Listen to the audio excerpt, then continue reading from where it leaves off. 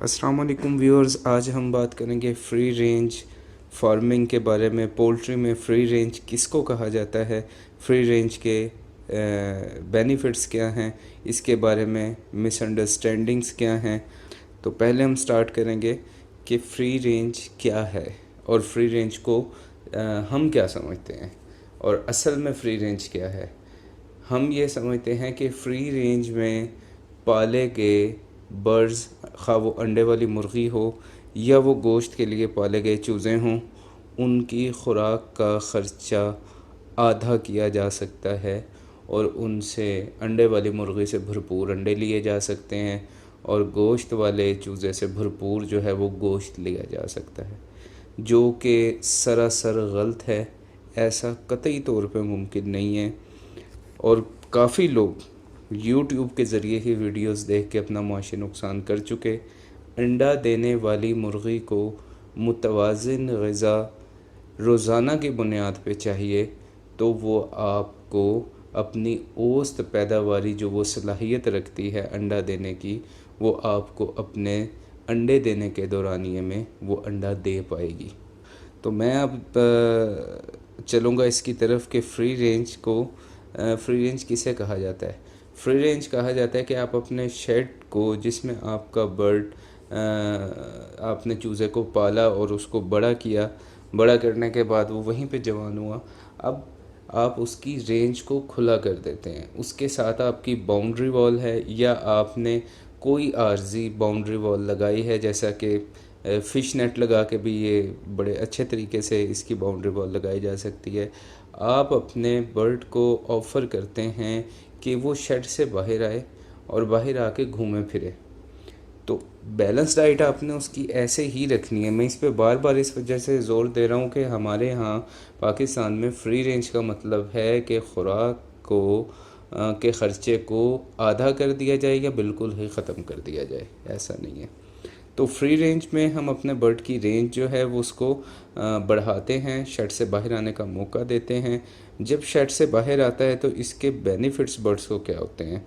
तो एक तो उसको सनलाइट मिलती है, धूप, सूरज की रोशनी जो ज़्यादा शिद्दत की हो तो वो उससे बच के किसी दरख्त के नीचे भी जाके बैठ जाते हैं, लेकिन वो उसे मिलने से उसके सेहत के लिए ये बहुत बेहतर होता है। और डस्ट बाथ लेने के लिए उसको जगह जो है वो खुली मुहैया होती है। ये डस्ट बाथ लेने से भी जो है इनकी सेहत बहुत अच्छी होती है और एक नेचुरल अमल है जो डाइजेशन में भी इनका सपोर्ट करता है और इम्यूनिटी भी इससे स्ट्रॉन्ग होती है। और इसका फ़ायदा जब बर्ड बाहर निकलता है तो शेड के अंदर, क्योंकि एक ही जगह बंद रहने से बीमारियों के आने के चांसेस बहुत ज़्यादा होते हैं, बाहर फिरने से कुदरती माहौल में, कुदरती इन्वायरमेंट में ये रिस्क जो हैं ये मिनिमाइज़ हो जाया करते हैं।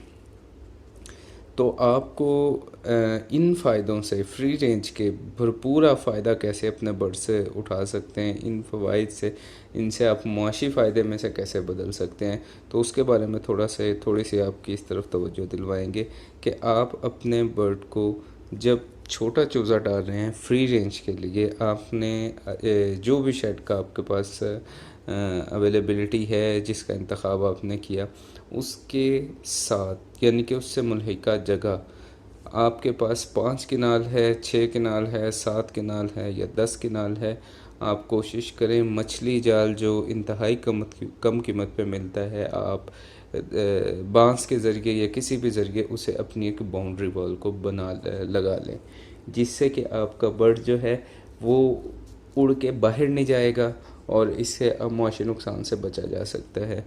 और अब आप अपने बर्ड को जब वो 3 हफ्ते का हो, अंडे वाली मुर्गी, खा कोई भी ब्रीड हो, वाइट लेगॉन हो, आपकी वो RRI हो, ऑस्ट्रालोप हो, आपकी गोल्डन हो, मिस्री, मतलब कोई भी मुर्गी जो अंडा देने के मकसद के लिए आपने रखी है, 3 हफ्ते के चूज़े को आप बाहर आने दें। और बाहर आके वो क्योंकि जब पहली मर्तबा चूज़ा बाहर आता है शेड से तो उसको आदत नहीं होती बाहर आने की, तो 1-2 दिन जो है वो थोड़ा सा उसके लिए ये मुश्किल होगा बाहर आना और फिर अंदर जाना। लेकिन 2-3 दिन के बाद ये मुर्गी की अपनी ही, इसमें बाय डिफ़ॉल्ट ये सॉफ्टवेयर है कि इसे अपने रात को अपने घर का पता है इसने कहाँ के सोना है, ये जूं जूं आसमान पर रोशनी कम होगी ये वापस अपने घर की तरफ जाएगी। इसे ज़बरदस्ती या धक्का लगा के या किसी आपको ज़रूरत नहीं पड़ेगी इसे अंदर करने की। आपकी जिस बाउंड्री वॉल में ये फिर रही है, अंधेरा पड़ते ही ये ख़ुद अंदर जाएंगी, और ख़ास कर फीड के टाइम पे जब आप इन्हें फीड देंगे ये ख़ुद अंदर जा सकती हैं। एक तो ये कि 3 हफ्ते की उम्र में आप इन्हें बाहर निकालना शुरू करें। अब बाहर इन्हें जिन दुश्मनों का सामना होगा उसमें जो है वो ज़मीन में ज़री ज़मीन में ये पाए जाने वाले चूहे हैं, उन इलाकों में जहाँ पे सांप ज़्यादा हैं वो इनके लिए ख़तरा हो सकते हैं। इसी तरह गिरगिट इनके लिए ख़तरा है। आसमान पे उड़ने वाले परिंदे जैसे कि ये चील, बाज़ और इस तरह की चीज़ें मुख्तलिफ़ इलाकों में मुख्तलिफ़ हो सकते हैं। तो इनसे बचाव के लिए, क्योंकि ये आसमान वाले जो हैं वो इन पे ज़्यादा अटैक करेंगे, और जो ज़मीन वाले हैं वो अगर आपकी बाउंड्री वॉल लगी हुई है दिन में उनका इतना ख़तरा नहीं है, और रात में वैसे भी बर्ड जो है वो अपने शेड में चला जाएगा। और आपने बर्ड अपने शेड में उतना ही डालना है जितनी आपकी शेड के अंदर कैपेसिटी है। इसका एक फ़ायदा ये होगा कि बारिश के दिनों में, तूफ़ान के दिनों में आप अपने बर्ड को बिना किसी स्ट्रेस के, बिना किसी रश स्ट्रेस के उसको अंदर खाना, पानी भरपूर अंदाज में मुहैया कर सकते हैं। यानी कि अगर 1, 2, 3, 4 रोज़ मुसलसल बारिशें भी रहती हैं या मौसम ठीक नहीं होता ख़ासकर सर्दियों में, तो आपके बर्ड को बिना किसी स्ट्रेस के अंदर आज़ाद और खुला माहौल आपके शेड में मिलना चाहिए। और उसके लिए बाहर का जो माहौल है, बाहर की उसकी जो वॉकिंग एरिया है, ये उसकी जिसे फ्री रेंज कहा जा सकता है, ये उसकी मौसम के नॉर्मल होने पे है। आप उसे निकाल सकते हैं और अंदर भी रख सकते हैं। बास फार्मर ऐसा करते हैं, फ्री रेंज के अंदर 5000 की शेड की कैपेसिटी है उसको ज़्यादा कर लेते हैं, क्योंकि अंडे देने वाली मुर्गी की अगर जगह तंग होगी तो ये भी उसके लिए स्ट्रेस का बायस बनता है, और स्ट्रेस किसी वजह से भी होगी उससे बराह रास्त प्रोडक्शन पर असर पड़ता है। तो आपने ये ख्याल रखना है ख़ासकर कि जितना आपके शेड का कैपेसिटी है आप उतना ही बर्ड डालें। अब आप 3 हफ्ते के बाद जब चूज़े को बाहर निकालेंगे तो आप कोशिश ये करें कि पानी के बर्तन, खाने के नहीं, खाना आप इब्तदाई 8-10 दिन जब चूज़े को बाहर निकालना शुरू करें तो शेड के अंदर ही रखिए। खाना आप कतई तौर पे बाहर ना दें। फूड ऑफ़र उसको शेड में कीजिए, क्योंकि खाने के वक्त उसको अंदर आने की आदत पड़ेगी और बिना आपके ज़ोर लगाए वो ख़ुद शेड के अंदर आया करेगा, और आप अपने गेट को लॉक भी कर सकते हैं। तो पानी इसकी इसकी मतलब अवेलेबिलिटी को हर मुमकिन आपने कोशिश करनी है कि पानी जो आपके बाहर दरख्त लगे हुए हैं उनके छाँव में, गर्मी में ख़ासकर, सर्दी में आप ऐसे भी रख सकते हैं, धूप में भी, गर्मी में आप छाँव में पानी रखें। और पानी के बर्तन जो हैं वो थोड़े थोड़े फासले पे रखें, क्योंकि गर्मी में फ्री रेंज में बर्ड जब धूप तकरीबन 9:30-10 बजे के करीब, तो ये दरख्त के करीब आके बैठ जाया करते हैं।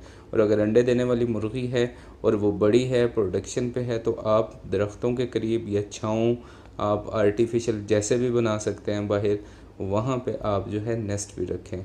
और अगर दरख्तों की सहूलत मुयस्सर नहीं और उसके लिए आपने उनके लिए ख़ुद से कोई बाहर मोबाइल शेड का इंतज़ाम करना है, तो उसके बारे में मैं आगे चल के आपको फिर एक अलग से वीडियो बताऊंगा कि आप वो बेहतर कैसे कर सकते हैं। तो अभी आपने पानी का इंतज़ाम बाहर लाजमी करना है। इब्तदाई दिनों में खाना अंदर रखेंगे, 10-12 दिन गुजरने के बाद फिर आप उनको खाना बाहर भी दे सकते हैं। गर्मी में ख़ासकर शाम का खाना आप बाहर भी डाल सकते हैं उनको, और वो खाने के बाद ख़ुद ब खुद शेड के अंदर चले जाएंगे। और अगर बाउंड्री वॉल है आपकी, तो गर्मी में आपका बर्ड अगर अंदर नहीं भी जाता तो कोई मसला नहीं, लेकिन कोशिश करें कि रात को बर्ड अंदर ही जाए, क्योंकि रात में बारिश भी आ सकती है। और प्रोडक्शन वाली मुर्गी जब वो अंडे पे होती है, वो बारिश ख़ास सर्दी की हो या गर्मी की हो, तो प्रोडक्शन पे बराह रास्त असर पड़ता है। क्योंकि घर में पाले जाने वाली मुर्गियाँ अगर किसी दिन अंडा नहीं भी देती या मुसलसल 4 दिन भी अंडा नहीं देती, तो उससे कोई मुआशी नुकसान का सामना नहीं होता। जब आप कारोबार कर रहे हैं तो इस चीज़ को आप अपने सामने रखेंगे, क्योंकि आपने उसको रोज़ाना बैलेंस डाइट देनी है जो कि आप कीमतन ख़रीद के उसको देंगे। तो आपको अगर शाम को प्रोडक्शन नहीं मिलेगी तो आपको शदीद मायूसी का सामना करना पड़ेगा। लिहाजा वो तमाम काम, वो तमाम काम जिनकी वजह से जिसकी वजह से करने से या ना करने से प्रोडक्शन पे असर पड़ता है, वो एहतियाती तदाबीर आपको अपनाना ज़रूरी होंगी, जो कि मैं साथ साथ आपको बताए चला जा रहा हूँ। फ्री रेंज में वैक्सीन कतन बाईपास नहीं करनी। आपने वैक्सीन शेड्यूल जो लेयर का है, जो आपको दिया जा चुका, आप वो बिल्कुल ऐसे ही जारी रखेंगे। बाहर जितना एरिया आपने इंतखाब किया उसमें आप चारा लगाएं। सर्दी है तो उसमें लूसन बरसीम लगाएं, जो कि तासीर में गर्म भी, और फास्फोरस की मिकदार उसमें काफ़ी अच्छी होती है। फास्फोरस जो है वो बॉडी में डाइजेशन में सपोर्ट करता है। और ये लूसन और बरसीम जो हैं ये ख़ासकर होते भी सर्दी में ही हैं, शदीद गर्मी में ये चारे नहीं हुआ करते। और वो इलाके जिनमें गर्मी बहुत शदीद पड़ती है, वहाँ पे आजकल ये सुपर मुबासा के नाम से एक चारा है, आप वो काश्त कर सकते हैं जो गर्मी में है, लेकिन शदीद सर्दी में ख़ासकर जनवरी फरवरी में वो नहीं चला करता। उन दिनों में आप लूसन और बरसीम लगा सकते हैं। तो लूसन और बरसीम ये आपके बर्ड की एक्स्ट्रा डाइट हो गई।